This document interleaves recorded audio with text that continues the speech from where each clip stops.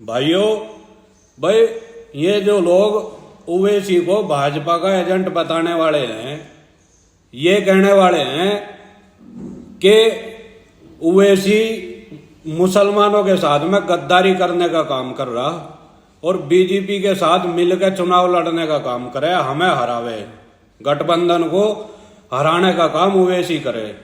अरे जब ओवैसी तुमने हराने का काम कर रहा तो गठबंधन में ओवैसी ने शामिल क्यों नहीं करते? बिहार में आपने ओवैसी शामिल नहीं करा गठबंधन में, अब वो चुनाव लड़ेगा, वहां तुम हारोगे तो सारा ठीक रहा, ओवैसी के ऊपर फोड़ दियो।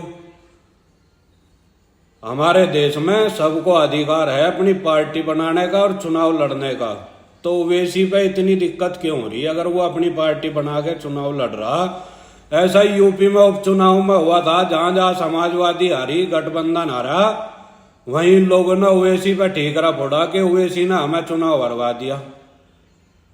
अरे अगर ओवैसी तुमने चुनाव हरा रहा तो मिलाओ उसने अपने गठबंधन में, उसने साथ लेकर चलो।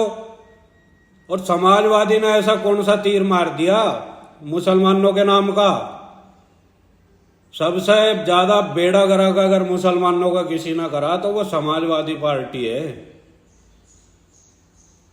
अपना बीजेपी का डर दिखा दिखा कर मुसलमानों को अपना वोट बैंक बनाया। आज तक किसी भी मुसलमान नेता पे कोई कुछ भी कहे, कितना भी बड़ा जुल्म हो, समाजवादी नेता के मुंह से हमने आज तक कोई उनके पक्ष में आवाज उठती हुई नहीं देखी, न कभी सड़कों पे आते हुए देखे। और मेरा मानना यह है कि आने वाले विधानसभा चुनाव में भी अगर यूपी में भी गठबंधन में ओवैसी को ये लोग शामिल नहीं करते तो हम तो वोट देवे नहीं भाई, बिल्कुल भी गठबंधन थे, चाहे हम किसी से भी वोट दो। चलो हम मान गए भाई बीजेपी तो भाजपा तो धर्म जाति के नाम पर वोट ले रही, पर आप क्या कर रहे?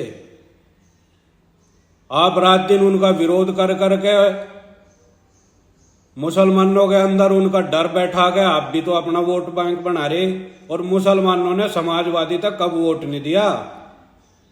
बिना मुसलमानों के समाजवादी पे है कि मुंह आपका खुलता नहीं। अगर किसी मुसलमान पे कितना भी बड़ा जुल्म हो, कोई उनके खिलाफ कुछ भी बोलता है, समाजवादी के नेता सब चुप।